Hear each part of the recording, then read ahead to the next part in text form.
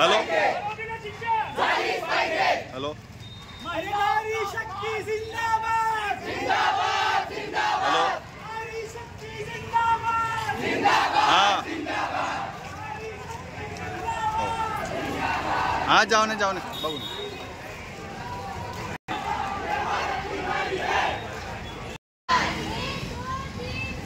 अपना सहेंगे अत्याचार justice justice justice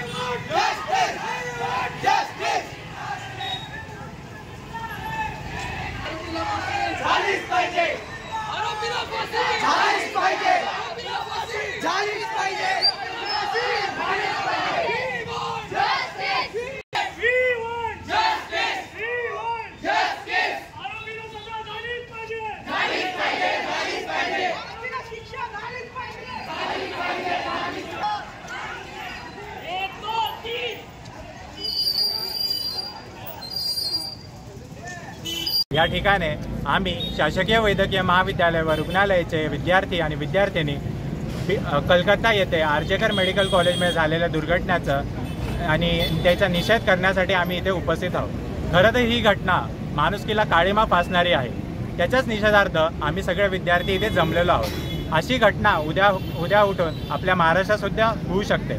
आपल्या महाराष्ट्रात शाहू फुले आंबेडकर आणि छत्रपती शिवरायांची शिकवण असलेला हा महाराष्ट्र, याच्यात या सगळ्या गोष्टी व्हायला नको याची आपण काळजी घेतली पाहिजे।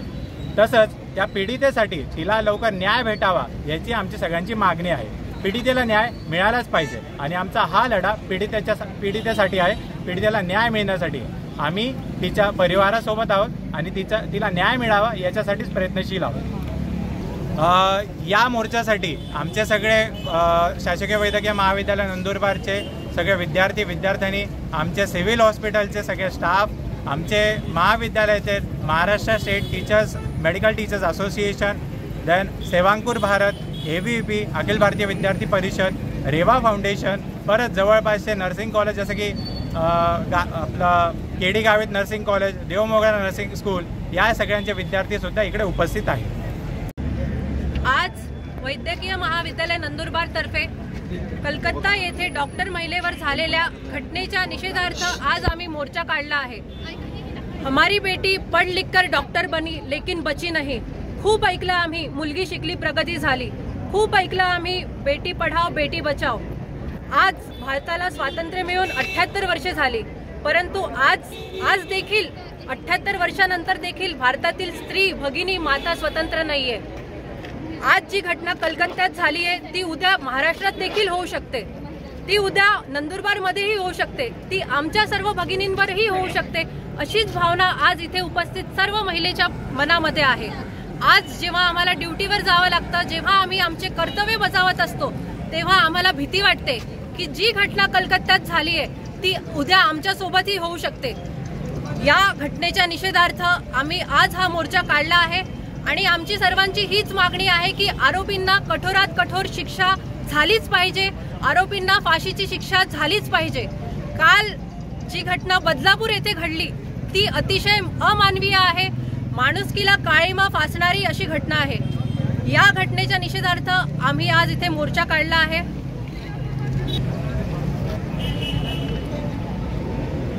अशा घटना या महाराष्ट्रात, भारतात, देशात प्रत्येक ठिकाणी घडत आहेत।